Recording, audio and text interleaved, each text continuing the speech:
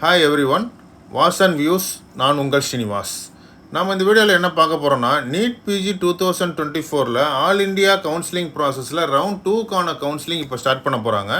இந்த ரவுண்ட் 2க்கான counselling process எப்படி நடக்குது அப்படின்ற ஒரு கம்ப்ளீட் டீட்டெயில் தான் இந்த வீடியோவில் கொடுத்துருக்கோம். அதாவது ரவுண்ட் 2ஓட கவுன்சிலிங்க்கு யாரெல்லாம் எலிஜிபிள் அப்படின்றதையும், யாரெல்லாம் எலிஜிபிள், அதாவது நம்ம ஆல் இண்டியா கவுன்சிலிங்கில் பார்ட்டிசிபேட் பண்ணாதவங்க யாரெல்லாம் எலிஜிபிள், பண்ணி சீட் அலாட் ஆனவங்க யாரெல்லாம் எலிஜிபிள் அப்படின்ற ஒரு டீட்டெயிலையும் கொடுத்துருக்கோம். அதோட மட்டும் இல்லை, நம்ம தமிழ்நாடு கவுன்சிலிங்கில் நிறைய பேர் பார்ட்டிசிபேட் பண்ணியிருக்காங்க, அவங்க ஆல் இண்டியாவில் பார்ட்டிசிபேட் பண்ணாமல் இருக்காங்க. ஸோ அவங்களாம் எலிஜிபிளா அப்படின்ற ஒரு கம்ப்ளீட் டீட்டெயிலும் இதில் கொடுத்துருக்கோம். ஆல் இண்டியா சீட்டில் நம்ம தமிழ்நாடு ஸ்டூடெண்ட்ஸ் வந்து ஆல் இண்டியா தமிழ்நாட்டில் ஒரு சீட் அலாட் ஆகி ஜாயின் பண்ண ஸ்டூடெண்ட் எலிஜிபிளா அப்படின்ற ஒரு கம்ப்ளீட் டீட்டெயிலை நம்ம இந்த வீடியோவில் கொடுத்துருக்கோம்.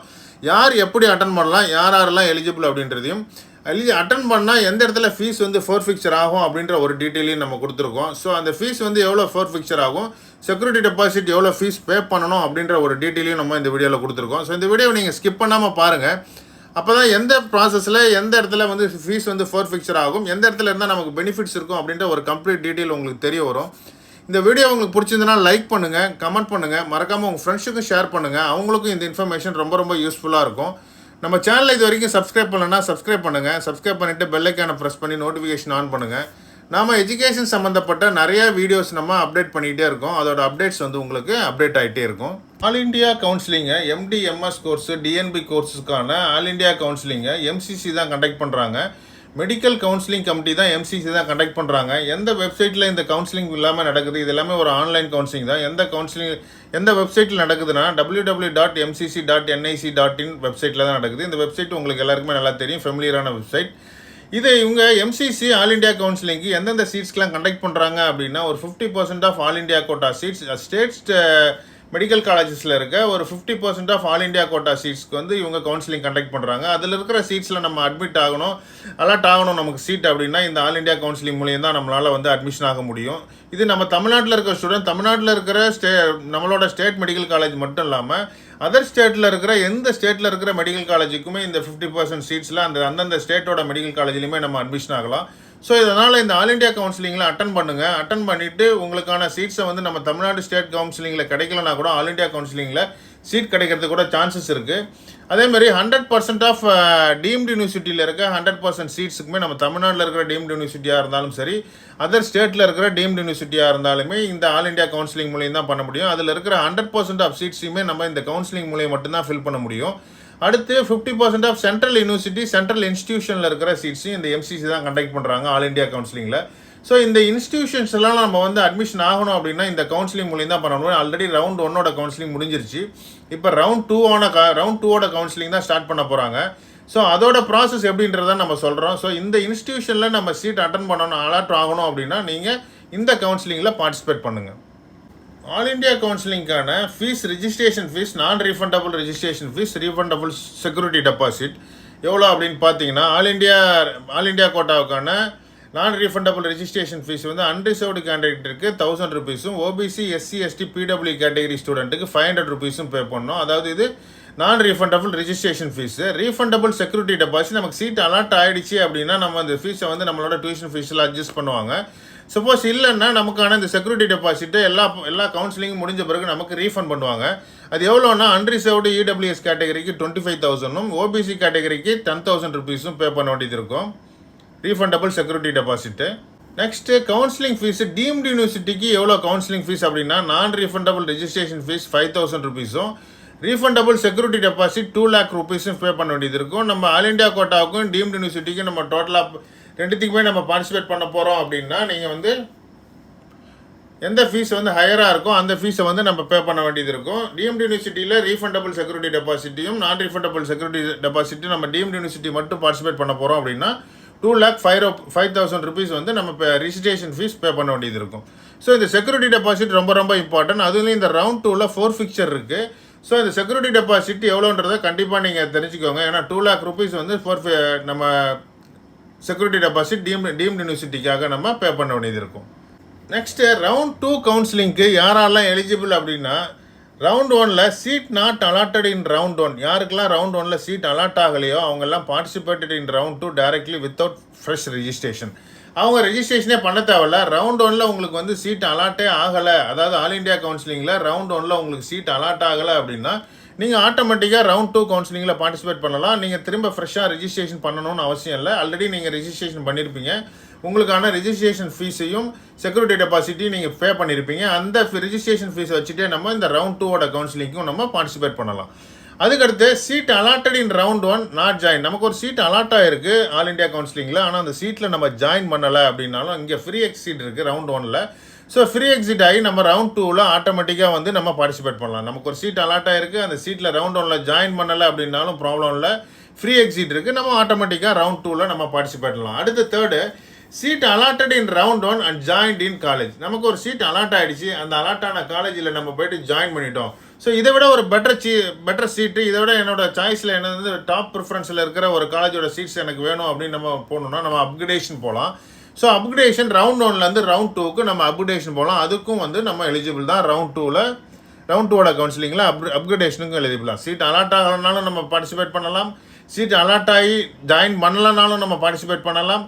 ரவுண்ட் 1ல் சீட் அலாட் ஆகிருக்கு, அலாட் ஆகி ஜாயின் பண்ணிட்டோம், ஜாயின் பண்ணாலும் நம்ம வந்து அப்கிரேடேஷனுக்கு போகலாம். நம்ம அதே சீட்டில் கூட அதே சீட்டில் நம்ம கண்டினியூ பண்ணுறோம், நம்ம வந்து அப்கிரேடேஷனே போகலை அப்படின்னாலும் நீங்கள் ஆட்டோமேட்டிக்காக ரவுண்ட் 2ஓட கவுன்சிலிங்கில் பார்ட்டிசிபேட்டே பண்ண தேவையில்லை. நீங்கள் உங்களோட ரவுண்ட் 1ஓட சீட்லேயே நீங்கள் கண்டினியூ ஆகலாம். Next seat allotted. இப்போ தமிழ்நாடு ஸ்டூடெண்ட்டுக்காக, தமிழ்நாட்டில் இருக்கிற ஸ்டூடெண்ட்டு நம்ம seat allotted in Tamil Nadu round 1 கவுன்சிலிங்கில் உங்களுக்கு ஒரு சீட் அலாட் ஆகலை அப்படின்னா, seat not allotted in Tamil Nadu round 1 கவுன்சிலிங்னா நீங்கள் ஆல் இண்டியா கவுன்சிலிங்கில் பார்ட்டிசிபேட் பண்ணலாமா அப்படின்னா கண்டிப்பாக நீங்கள் ஆல் இண்டியா கவுன்சிலிங்கில் பார்ட்டிசிபேட் பண்ணலாம். அதேமாதிரி seat allotted in round 1 not joined in Tamil Nadu round 1 கவுன்சிலிங்லேயுமே ஃப்ரீ எக்ஸிட் இருக்குது. தமிழ்நாடு கவுன்சிலிங்கில் ஃப்ரீ எக்ஸிட் இருக்குது. ஃப்ரீ எக்ஸிட் இருந்தாலும் இல்லாட்டி நம்ம வந்து ஆட்டோமேட்டிக்காக ஆல் இண்டியா கவுன்சிலிங்கில் நம்ம ஜாயின் பண்ணலாம். ஆனால் ரவுண்ட் 1 கவுன்சிலிங்கில் ஸ்டேட் கவுன்சிலிங்குமே சரி, ஆல் இண்டியா கவுன்சிலிங்குமே சரி, ரவுண்ட் 1 பொறுத்த வரைக்கும் ஃப்ரீ எக்ஸிட் இருக்குது. நாட் ஜாயின்னா நமக்கு ஆட்டோமேட்டிக்காக ஃப்ரீ எக்ஸிட். ஸோ நீங்கள் ரவுண்ட் 2ஓட ஆல் இண்டியா கவுன்சிலிங்க்கு நீங்கள் எலிஜிபிள், நீங்கள் கண்டிப்பாக பார்ட்டிசிபேட் பண்ணலாம். ஏன்னா சப்போஸ் உங்களுக்கு ரவுண்ட் 1ல் ஒரு சீட் வந்து அலாட் ஆகலை, இல்லை அலாட்டான சீட்டில் வந்து நமக்கு வந்து ஒரு சாட்டிஸ்ஃபைடாக இல்லை அப்படின்னா நம்ம வந்து ஆல் இண்டியா கவுன்சிலிங்லேயும் நம்ம ட்ரை பண்ணலாம். ஸோ ஆல் இண்டியா கவுன்சிலிங்லேயும் நீங்கள் பார்ட்டிசிபேட் பண்ணலாம். அடுத்து seat allotted in round 1 Tamil Nadu round 1 counselling. உங்களுக்கு ஒரு சீட் வந்து அலாட் ஆகிடுச்சு, அலாட்டான காலேஜில் நீங்கள் ஜாயின் பண்ணியிருக்கீங்க. ஜாயின் பண்ணிவிட்டு நீங்கள் அப்கிரேடேஷனுக்காக இங்கே போகலாமா, நாங்கள் வந்து ரவுண்ட் 1 தமிழ்நாடு ஸ்டேட் இதில் ரீஅலாட்மெண்ட்டுக்கு நம்ம போகிறதுக்கு பதில் நாங்கள் இங்கேயே வந்து நாங்கள் அப்கிரேடேஷன் போகலாமா, இல்லை நாங்கள் ஃப்ரெஷ்ஷாக ஒரு ஃப்ரெஷ் ரெஜிஸ்ட்ரேஷன் போகலாமா அப்படின்னா நீங்கள் ஃப்ரெஷ் ரெஜிஸ்ட்ரேஷன் போகலாம். கண்டிப்பாக உங்களுக்கு நீங்கள் அதில் சீட்டில் ஜாயின் பண்ணியிருந்தாலும் இங்கே ரவுண்ட் 2ஓட கவுன்சிலிங்கில் நீங்கள் பார்ட்டிசிபேட் பண்ணலாம் ஆல் இண்டியாவோட கவுன்சிலிங்கில். அடுத்து not registered in all India counselling. நீங்கள் இப்போ தமிழ்நாடு கவுன்சிலிங்கில் மட்டும்தான் நம்ம ரிஜிஸ்டர் பண்ணியிருக்கோம், அங்கே எனக்கு சீட் கிடச்சிருக்கு, ஆனால் நான் இது வரைக்கும் ஆல் இண்டியா கவுன்சிலிங்கில் நான் ரிஜிஸ்டர்டே பண்ணலை அப்படின்னாலும் நீங்கள் ரிஜிஸ்டர் பண்ணலாம். ரெஜிஸ்டர் பண்ணிவிட்டு fresh registration allowed. Fresh registration பண்ணிவிட்டு நீங்கள் ஆல் இண்டியா கவுன்சிலிங்கில் ரவுண்ட் 2ல் பார்ட்டிசிபேட் பண்ணலாம். நீங்கள் தமிழ்நாடு கவுன்சிலிங்கில் மட்டும்தான் நம்ம ரிஜிஸ்டர் பண்ணியிருக்கோம், ஒன்லி ரிஜிஸ்டர்ட் இன் தமிழ்நாடு கவுன்சிலிங் அப்படின்னாலும் நீங்களும் எலிஜிபிள் தான். நீங்கள் வந்து ஆட்டோமேட்டிக்காக ரவுண்ட் 2 கவுன்சிலிங்கில் பார்ட்டிசிபேட் பண்ணலாம். ரவுண்ட் 2 கவுன்சிலிங் ப்ராசஸ் எப்படி நடக்குதுன்னா, ஃபஸ்ட்டு நியூ ரிஜிஸ்ட்ரேஷன் பண்ணணும், ரிஜிஸ்ட்ரேஷன் அண்ட் பே ஃபீஸ். யாரெல்லாம் ரிஜிஸ்ட்ரேஷன் ஃபீஸும் பே பண்ணணும் அப்படின்னா not registered in round 1 all India கவுன்சிலிங்கில் ரவுண்ட் 1ல் யாரெல்லாம் ரிஜிஸ்டர் பண்ணவே இல்லையோ அவங்க எல்லாருமே ரெஜிஸ்ட்ரேஷன் பண்ணலாம். இது வரைக்குமான ஷெடியூலில் 4/12/2024 ரவுண்ட் 1க்கான கவுன்சிலிங் ஸ்டார்ட் பண்ணுறாங்க. ஸ்டார்ட் பண்ணிவிட்டு அப்போ வந்து நீங்கள் உங்களோட ரிஜிஸ்ட்ரேஷனை ஃபீஸை பே பண்ணலாம். அது என்னைக்கு வரைக்கும்னா 9/12/2024 வரைக்கும் உங்களோட ரிஜிஸ்ட்ரேஷன் ஃபீஸை நீங்கள் பே பண்ணலாம். இது ஆல்ரெடி அவங்க ரிலீஸ் பண்ணியிருந்த ஷெடியூலை பேஸ் பண்ணி தான் நம்ம இந்த டேட் கொடுக்குறோம். இந்த டேட் வந்து சேஞ்ச் ஆகிருக்கா, இல்லை அதுக்காக அதே சேம் டேட்லேயே ரிஜிஸ்ட்ரேஷன் ஓப்பன் பண்ணுறாங்களா அப்படின்ற அப்டேட்ஸ்லாம் நம்ம செப்பரேட் வீடியோஸ் வந்து நம்ம அப்டேட் பண்ணுவோம். அதுக்கப்புறம் already registered candidate of round 1 not register ஏக. நீங்கள் ஆல்ரெடி ரிஜிஸ்டர் பண்ணிட்டீங்க, நீங்கள் அப்கிரேடேஷன் போகிறீங்க, இல்லை உங்களுக்கு ஒரு சீட் அலாட் ஆகலை, நம்ம முன்னாடி சொல்லியிருந்தோம் இல்லையா, அந்த எலிஜிபிலிட்டி கிரிட்டீரியாவில் நம்ம இருக்கிறோம் அப்படின்னா நம்ம வந்து ஆல்ரெடி ரவுண்ட் 1ல் ரிஜிஸ்டர் பண்ணியிருந்தோம்னா நம்ம ரவுண்ட் 2ல் ஃப்ரெஷ் ரெஜிஸ்ட்ரேஷன் பண்ண வேண்டிய அவசியம் இல்லை. ஸ்ட்ரெயிட்டாக நீங்கள் சாய்ஸ் ஃபில்லிங் போயிடலாம். யாராக இருந்தாலுமே ரவுண்ட் 2க்கு ஃப்ரெஷ்ஷான choice filling and choice locking தான் பண்ணணும். ஸோ நீங்கள் ரிஜிஸ்ட்ரேஷன் கம்ப்ளீட் பண்ணி முடித்த பிறகு உங்களோட சாய்ஸ் ஃபில்லிங்கான ஓப்பன் ஆகுது. என்றைக்குன்னா 5/12/2024 9/12/2024 நீங்கள் சாய்ஸ் ஃபில்லும் சாய்ஸ் லாக்கும் பண்ணலாம். நீங்கள் சாய்ஸ் ஃபில் பண்ணும்போது ஃபஸ்ட்டு உங்களோட சாய்ஸ் ஆர்டரை சாய்ஸ் ஆர்டர் பண்ணுங்கள். சாய்ஸ் ஆர்டர் பண்ணிவிட்டு அந்த சாய்ஸ் ஆர்டரை செக் பண்ணுங்கள். அதை அப் அண்ட் டவுன் நீங்கள் சேஞ்ச் பண்ணலாம். சாய்ஸ் ஆர்டரை நீங்கள் ரவுண்ட் 2ல் ஆல்ரெடி ரவுண்ட் 1ல் பார்ட்டிசிபேட் பண்ணியிருந்த ஸ்டூடெண்ட்டுக்கு ஃபெமிலியராக இருப்பாங்க. இப்போ ரவுண்ட் 2ல் நீங்கள் ஃபஸ்ட் டைம் இப்போ தான் நீங்கள் வந்து பார்ட்டிசிபேட் பண்ண போகிறீங்க அப்படின்னா உங்களோட சாய்ஸ் ஆர்டரை நீங்கள் செக் பண்ணுங்கள். சாய்ஸ் ஆர்டரை நீங்கள் வந்து இப்போ பிரிண்ட் அவுட் எடுத்து பிடிஎஃப் ஃபார்மேட்லேயும் நீங்கள் செக் பண்ணலாம். ஃபஸ்ட்டு சேவ் பண்ணுங்கள். சேவ் பண்ணிவிட்டு கடைசி நாளில் கூட நீங்கள் லாக் பண்ணலாம். லாக் பண்ணுறதுக்கான டேட்டு 9/12/2024 வரைக்கும் நீங்கள் உங்களோட சாய்ஸ் லிஸ்ட்டை வந்து லாக் பண்ணலாம். அது வரைக்கும் உங்களோட சாய்ஸ் லிஸ்ட்டை செக் பண்ணுங்கள். ஏன்னா இந்த சாய்ஸ் ஆர்டர் தான் ரொம்ப ரொம்ப இம்பார்ட்டன்ட். அதுவும் இந்த ரவுண்ட் 2 கவுன்சிலிங்கில் ரொம்ப ரொம்ப இம்பார்ட்டன்ட். ஏன்னா நமக்கு வந்து சீட் கிடச்சிச்சின்னா அந்த சீட்டில் நம்ம ஜாயின் பண்ண வேண்டியது இருக்கும். அந்த சப்போஸ் அந்த சீட்டில் நம்ம ஜாயின் பண்ணலன்னா ஃபீஸ் ஃபோர்ஃபிக்சர் ஆகிடும். ஸோ அதோட டீட்டெயில் நம்ம பின்னாடி சொல்கிறோம். ஸோ அதனால் எந்த காலேஜில் கிடைச்சா நம்ம ஜாயின் பண்ணலாமோ அந்த காலேஜை மட்டும் உங்களோட சாய்ஸ் ப்ரிஃபரன்ஸில் ஃபஸ்ட்டு வைங்க. அதேமாதிரி எந்த பிரான்ச் கிடைச்சா நம்ம ஜாயின் பண்ணலாமோ அந்த பிரான்ச்சு அந்த காலேஜை மட்டும் ஃபஸ்ட் ப்ரிஃபரன்ஸில் வைங்க. உங்கள் ஃப்ரெண்ட்ஸ் சொல்லிட்டாங்க இல்லை உங்கள் ரிலேட்டிவ் சொல்லிட்டாங்க அப்படின்றதுக்காக நீங்கள் ஒரு பிரான்ச்சையோ ஒரு காலேஜையோ நீங்கள் உங்களோட சாய்ஸ் ப்ரிஃபரன்ஸில் வச்சிடாதீங்க. உங்களுக்கு சாட்டிஸ்ஃபைடாக இருக்கிற பிரான்ச்சையும் உங்களுக்கு சாட்டிஸ்ஃபைடாக இருக்கிற இன்ஸ்டியூஷனையும் மட்டுமே நீங்கள் உங்களோட சாய்ஸ் ப்ரிஃபரன்ஸில் டாப்பில் வைங்க. ஏன்னா அதில் கிடச்சிருச்சுன்னா நீங்கள் ஜாயின் பண்ணுற மாதிரி இருக்கும். அடுத்து ப்ராசஸ் ஆஃப் சீட் அலாட்மெண்ட் பண்ணுவாங்க 12/12/2024. ரிசல்ட்ஸ் வந்து 9, 10, 11 2 days வந்து ப்ராசஸ் ஆஃப் சீட் அலாட்மெண்ட்டு. அதுக்கப்புறம் 12/12/2024 ரிசல்ட்ஸ் வந்து பப்ளிஷ் பண்ணுவாங்க. ரிசல்ட்ஸ் பப்ளிஷ் பண்ண பிறகு நாம் நம்மளோட ஒரிஜினல் சர்டிஃபிகேட்டோட போயிட்டு 13/12/2024 20/12/2024 நமக்கான அலாட்டான காலேஜஸில் போயிட்டு நம்மளோட அட்மிஷன் ஃபார்மாலிட்டிஸை நம்ம கம்ப்ளீட் பண்ணணும். ஸோ இதான் ரொம்ப ரொம்ப இம்பார்ட்டன்ட். இங்கே சாய்ஸ் ஆர்டர் ரொம்ப ரொம்ப இம்பார்ட்டன்ட். ரவுண்ட் 2ல் நீங்கள் உங்களோட சாய்ஸ் ஆர்டரில் கரெக்டான சாய்ஸ் ஃபில் பண்ணுங்கள். உங்களுக்கான எந்தெந்த காலேஜில் நீங்கள் கிடைக்கணுமோ எந்த பிரான்ச் உங்களுக்கு கிடைச்சா நீங்கள் ஜாயின் பண்ணலாமோ அதை மட்டும் உங்களோட சாய்ஸ் ஆர்டரில் வைங்க. இப்போ உங்களுக்கு ஒரு சீட் அலாட் ஆகிடுச்சு. அலாட் ஆன பிறகு என்னென்ன ஆப்ஷன்ஸ்லாம் இருக்குது அப்படின்னு பார்த்தீங்கன்னா, இப்போ அப்கிரேட் இன் ரவுண்ட் 2ல் நமக்கு அப்கிரேட் ஆகிடுச்சு ஒரு சீட்டு. ரவுண்ட் 1லேருந்து நமக்கு வந்து அப்கிரேட் போயிருந்தோம். நமக்கான சீட் வந்து அலாட் ஆகிருக்கு அப்படின்னா ஃபஸ்ட் நம்ம என்ன பண்ணணும், first relieve from round 1 college relieve பண்ணிவிட்டு அங்கேருந்து அதுக்கப்புறம் நம்ம ரவுண்ட் 2க்கு அலாட்டான காலேஜில் ஜாயின் பண்ணணும். ஸோ இதான் அப்கிரேடட் ஸ்டூடெண்ட்டுக்கான ரூல். அதுக்கப்புறம் upgraded in round 2 shall not have any claim on round 1 சீட்டுன்றதை அவங்க கிளியராக கொடுத்துட்டாங்க. ஸோ உங்களுக்கு ரவுண்ட் 2ல் ஒரு சீட் அலாட் ஆகிருக்கு அப்படின்னா நம்ம வந்து ரவுண்ட் 1 சீட்டுக்கு வந்து நம்ம கிளைம் பண்ண முடியாது. ஸோ அதனால தான் சொல்கிறோம், ரவுண்ட் 2 கவுன்சிலிங்கில் பார்ட்டிசிபேட் பண்ணும்போது கரெக்டாக பார்ட்டிசிபேட் பண்ணுங்கள். சாய்ஸ் ஆர்டரையும் நீங்கள் வந்து கரெக்டாக வைங்க. ஏன்னா ஏன் இந்த ரூல் இந்த ஃபார்மாலிட்டிஸ்லாம் வச்சுருக்காங்க அப்படின்னா ஒரு சீட்டுமே இம்பார்ட்டன்ட். அந்த ஒரு சீட்டுமே யாருமே பிளாக் பண்ணக்கூடாது. அதற்காக வேண்டி தான் இந்த மாதிரியான ரூல்ஸ் எல்லாமே கவுன்சிலிங் ஃபார்மாலிட்டிஸில் இருக்குது. ஸோ அந்த கவுன்சிலிங் ஃபார்மாலிட்டிஸில் தான் நம்ம கவுன்சிலிங்கில் அட்டன் பண்ணி நமக்கான சீட்டை வந்து நம்ம அலாட் பண்ணணும். Does not want to join the allotted seat in round 2 exit with forfeiture of security deposit. அதாவது ரவுண்ட் 2ல் நமக்கு ஒரு சீட் அலாட் ஆகிருக்கு. அந்த சீட்டில் நம்ம ஜாயின் பண்ண விருப்பம் இல்லை அப்படின்னா நம்ம எக்ஸிட் ஆகலாம். எக்ஸிட் ஆகிட்டு நெக்ஸ்ட் ரவுண்டில் வந்து பார்ட்டிசிபேட் பண்ணலாம். ஆனால் நம்மளோட ஃபீஸ் வந்து forfeiture ஆகிடும். அதாவது செக்யூரிட்டி டெபாசிட் forfeiture ஆகிடும்.